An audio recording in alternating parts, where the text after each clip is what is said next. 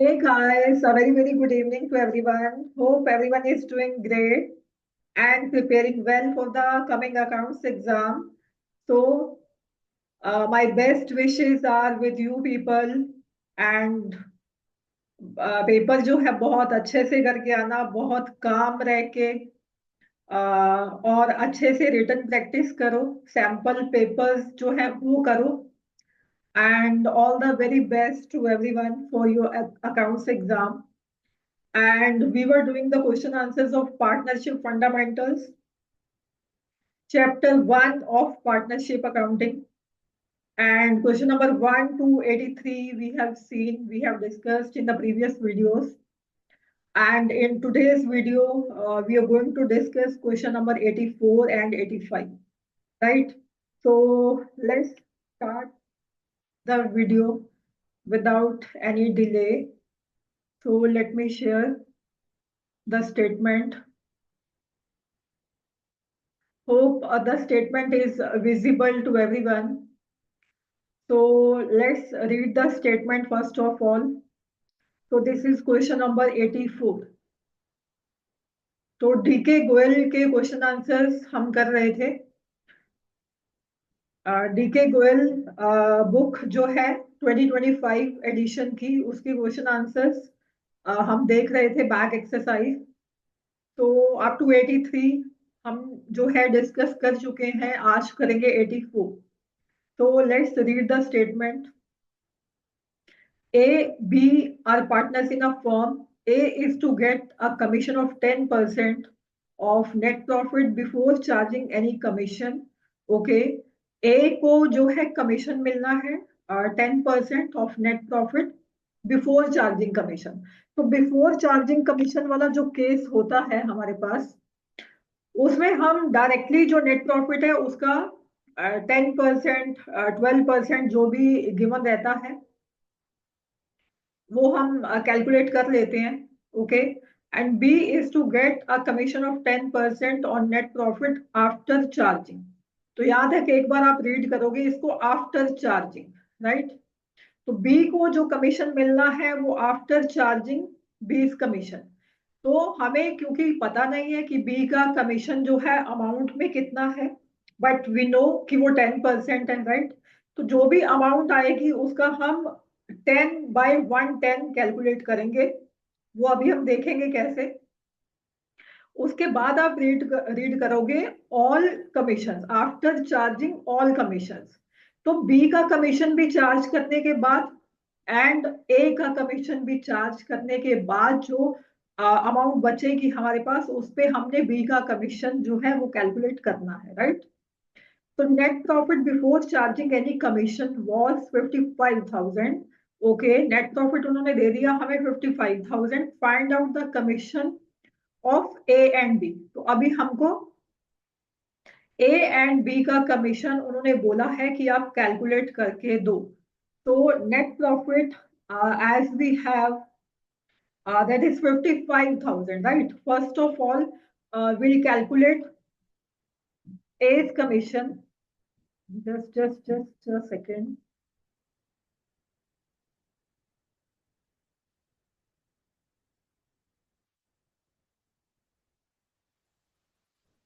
Just a second, guys.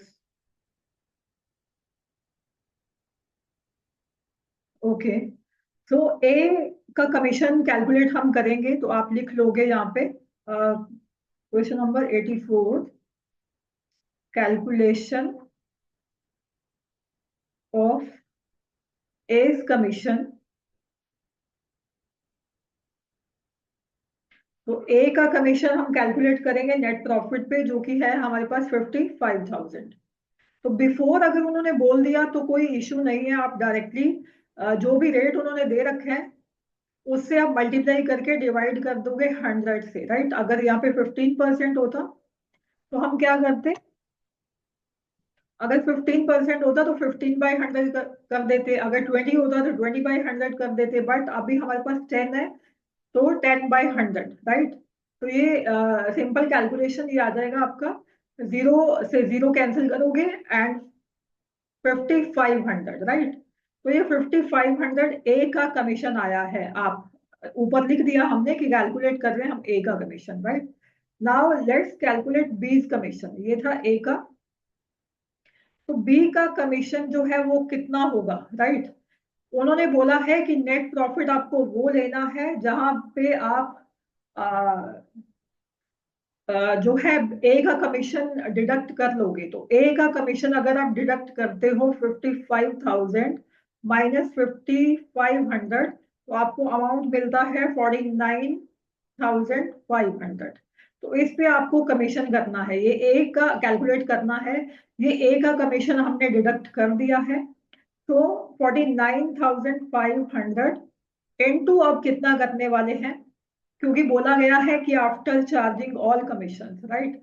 ए का commission भी charge करने के बाद एंड बी का कमीशन भी चार्ज करने के बाद, but we don't know the amount कि कितना इन्होंने डिडक्ट किया होगा, राइट। तभी इनका 49,500 जो है इसमें इंक्लूडेड है, राइट, बी का कमीशन। तो अगर बी का कमीशन इसमें इंक्लूडेड है तो ये 100% अमाउंट तो नहीं होगी। ये कितनी होगी फिर, 100 प्लस 10, राइट। नेट प्रॉफिट है और 10% इसमें कमीशन जो है इंक्लूड किया गया है। तो ये जो अमाउंट है ये कितनी है, ये सपोज हम मान लेते हैं कि ये 110 है, राइट। तो 110 अगर ये अमाउंट है, ये वाली अमाउंट अगर ये 110 है, तो इसका 10% कितना होगा, राइट। होप ये चीज आपको समझ में आई होगी। But if you have any doubt, any query in your mind, then do let me know in the comment section. We can discuss again. Okay. So 49,500 ये है आपका 110%, और 10% हम निकाल लेंगे जो कि बी का कमीशन आ जाएगा। तो हम इसको क्या करेंगे, 10/110। आप ऐसे भी कर सकते हो और ऐसे भी, राइट।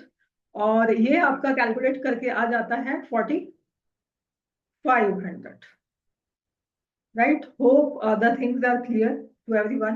तो ये कंप्लीट होता है हमारा 84 question. Now let's move towards question number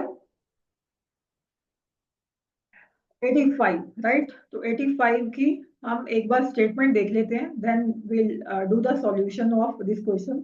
So this is question number 85, right? DK Goyal. So calculate interest on drawings of Tarun at the rate of 8% per annum for the year ended 31st March 2024 in each of the following alternative cases, right? उन्होंने बोला है that you have to calculate IOD। Rate उन्होंने दे दिया है हमें 8%, okay. और कुछ केसेस हमें उन्होंने दे दिए हैं जिसके बेसिस पे we'll calculate IOD for each case, right? So case number A we have, if his drawings during the year was 60,000। तो यहाँ हम क्या करने वाले हैं, क्योंकि डेट जो है मेंशन नहीं की गई, तो हम एवरेज पीरियड क्या लेने वाले हैं, that is 6 months, right. So rate जो है हम 8/100 ही लगाएंगे, और जो एवरेज पीरियड है वो हम लगाएंगे 6/12। ये अभी हम सारा सॉल्यूशन करेंगे, बट ब्रीफ इंट्रोडक्शन जो है इसका देख लेते हैं। So case B we have, if he withdrew 5,000 per month, okay. 5,000 per month अगर निकाला है तो पूरे ईयर की जो ड्रॉइंग्स है वो हम कैलकुलेट कर लेंगे by multiplying it with 12, right. तो in the beginning of every month, right, beginning में निकाला गया है, तो हम कैसे कैलकुलेट करेंगे average period and IOD, will see in the solution, okay. And case C, if he withdrew 5,000 per month at the end of every month. तो ये हम बड़े अच्छे से देख चुके हैं प्रीवियस वीडियोस में, जब जहां मैंने आईओडी कैलकुलेट करना आपको सिखाया है सॉरी, एंड एवरेज पीरियड भी कैलकुलेट करना हमने सीखा है, right. But no issues, if some students are new on this video, then I'll explain this in detail, right? So case D, if he withdrew 5,000 per month during the year, तो during the year again आ गया, हमारे पास date जो है mention नहीं है, again हम average period जो है वो 6 मंथ्स का लगा के चलेंगे, right.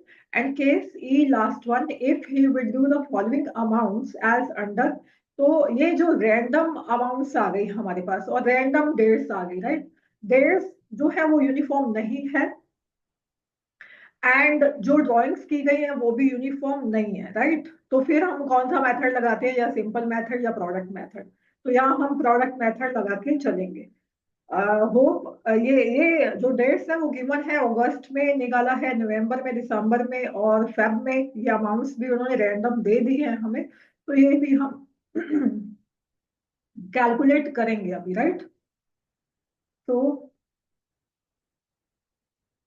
Let's start with the first case. First case से हम इसको देखने वाले हैं। तो फर्स्ट केस हमारे पास आ जाता है कि जब केस नंबर 1 और केस ए, जब उन्होंने हमें ड्राइंग्स की डेट गिवन नहीं है, राइट। तो फॉर्मूला क्या रहता है आईओडी कैलकुलेट करने का। तो this is question number, let me check, question number 85। 85, IOD would be equal to total drawings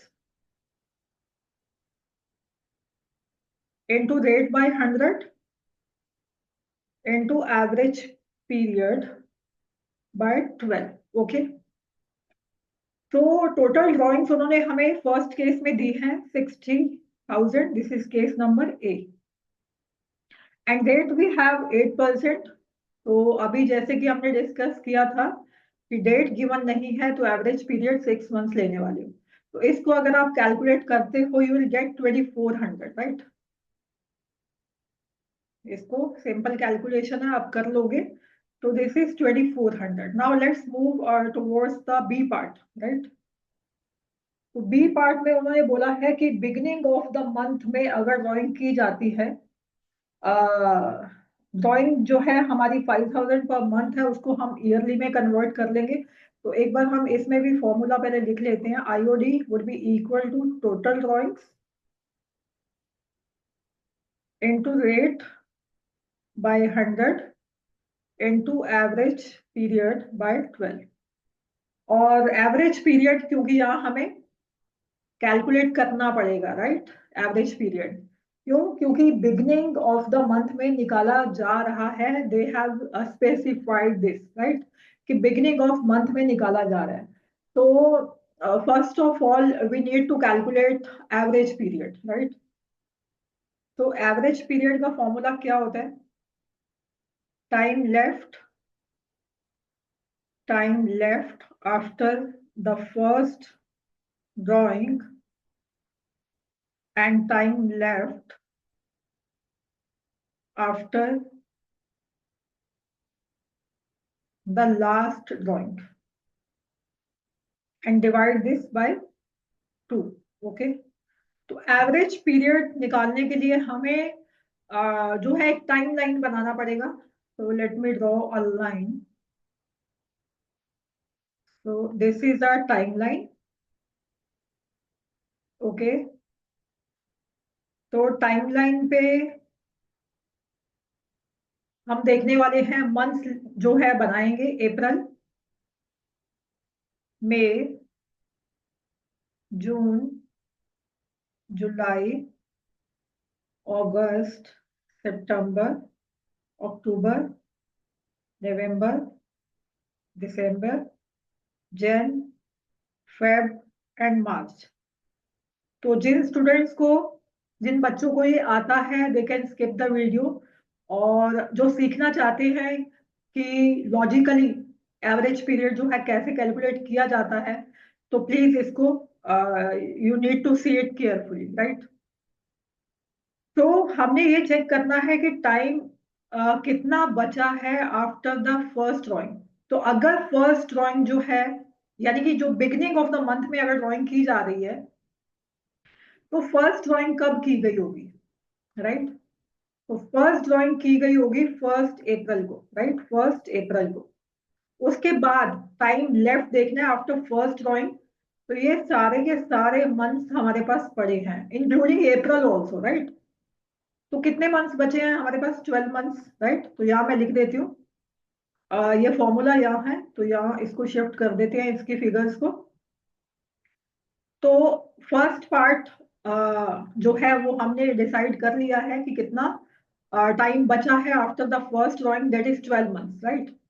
now we need to see the second part, time left after the last drawing. तो last drawing कब की होगी?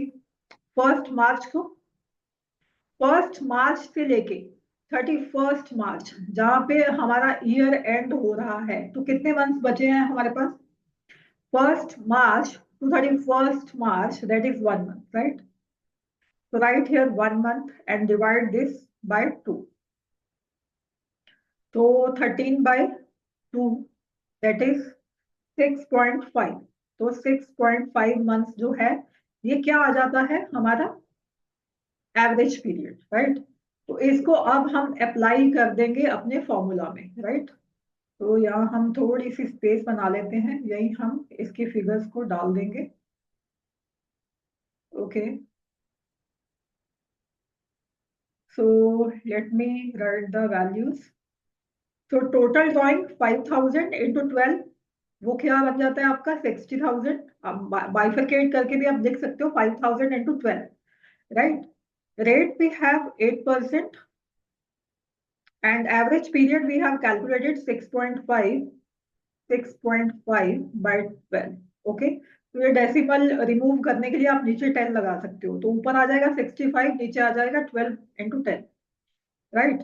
तो इसको अगर आप calculate करते हो तो आपको वैल्यू मिलती है, that is 2600, right? So this is the answer of IOD of B part, 2600. Hope ये सबको clear है, right? Now let's move part number C. तो पार्ट नंबर सी में बोला गया है कि ड्राइंग की गई है,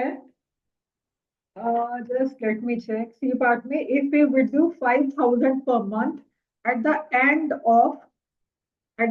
of every month, right? तो अगेन हम एक टाइमलाइन बनाएंगे। अदरवाइज जो टाइमलाइन है हम जो प्रीवियस वाली है ये चेक कर सकते हैं, इसको देख सकते हैं, राइट? तो यहीं पे हम देख लेते हैं, just let me erase some things. Okay, तो टाइमलाइन अगेन एंड अगेन बनाने से अच्छा है कि हम यहीं पे देख लेते हैं, राइट?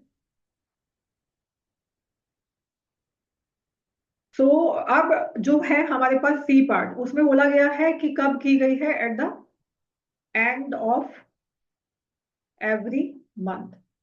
तो यहाँ पे हम एवरेज पीरियड कैसे कैलकुलेट करेंगे? Average period again, time left after first drawing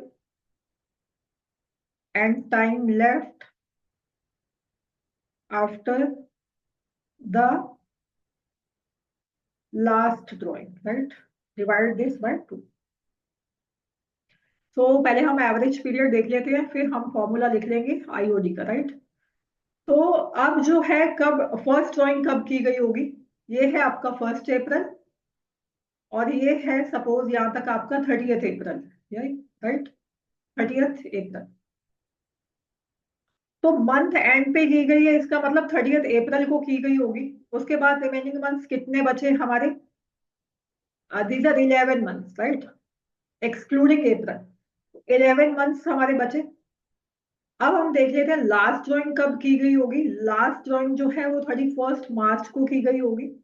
तो उसके बाद हमारा कितना बचा? 0। क्यों? क्योंकि 31 मार्च से लेके 31 मार्च तक हमारे पास कुछ नहीं है, राइट? कुछ टाइम पीरियड जो है वो लेफ्ट नहीं है, तो उसके लिए आप लगा दोगे 0 मंथ्स। तो दिस वुड बी 11/2 एंड 5.5। तो ये आ गया आपका 5.5 मंथ्स का एवरेज पीरियड। अभी हम सी पार्ट का आईओडी कैलकुलेट कर लेते हैं। So IOD would be equal to total drawings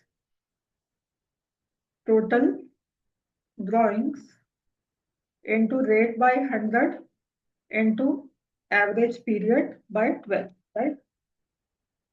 तो टोटल ड्राइंग्स अगेन 5,000 जो है उसकी ड्राइंग की गई है इंटू 12, तो कितना बन जाएगा? 60,000 into rate we have 8, 8/100 average period as we have calculated 5.5.